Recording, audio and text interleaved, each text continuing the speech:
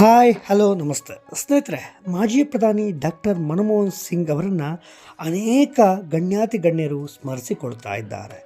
ಉತ್ತರ ಪ್ರದೇಶದ ಯೋಗಿ ಸರ್ಕಾರದಲ್ಲಿ ರಾಜ್ಯ ಸಚಿವರಾಗಿರುವಂತಹ ಸಮಾಜ ಕಲ್ಯಾಣ ಸಚಿವ ಆಸಿಮ್ ಅರುಣ್ ಅವರು ಕೂಡ ಡಾಕ್ಟರ್ ಮನಮೋಹನ್ ಸಿಂಗ್ ಅವರ ಬಗ್ಗೆ ಸಾಕಷ್ಟು ವಿಚಾರಗಳನ್ನು ಸ್ಮರಿಸಿದ್ದಾರೆ.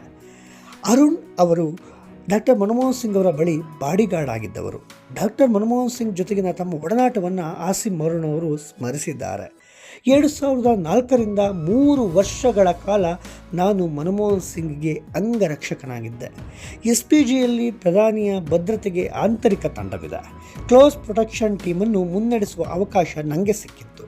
ಪ್ರಧಾನಿಯ ಭದ್ರತಾ ತಂಡ ಪ್ರಧಾನಿಯಿಂದ ಎಂದಿಗೂ ದೂರವಿರಲು ಸಾಧ್ಯವಿಲ್ಲ.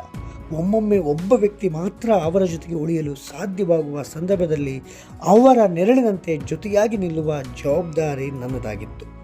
ಡಾಕ್ಟರ್ ಮನಮೋಹನ್ ಸಿಂಗ್ ಸಾಹೇಬರ ಬಳಿ ಒಂದೇ ಒಂದು ಕಾರು ಇತ್ತು, ಅದು ಮಾರುತಿ 800. ಇದು ಪ್ರಧಾನಮಂತ್ರಿ ಕಚೇರಿಯಲ್ಲಿ BMW ಕಾರಿನ ಹಿಂದೆ ನಿಂತಿರ್ತಾ ಇತ್ತು.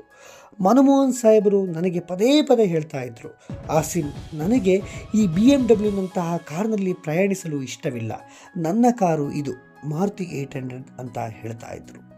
ಆದರೆ ನಾನು, ಸರ್, ಇದು ನಿಮ್ಮ ಐಷಾರಾಮಿಗಾಗಿ ಅಲ್ಲ, ಅದರ ಭದ್ರತಾ ವೈಶಿಷ್ಟ್ಯಗಳಿಂದಾಗಿ SPG ಇದನ್ನು ಬಳಸ್ತಾ ಇದೆ ಅಂತ ನಾನು ವಿವರಿಸಿದ್ದೆ.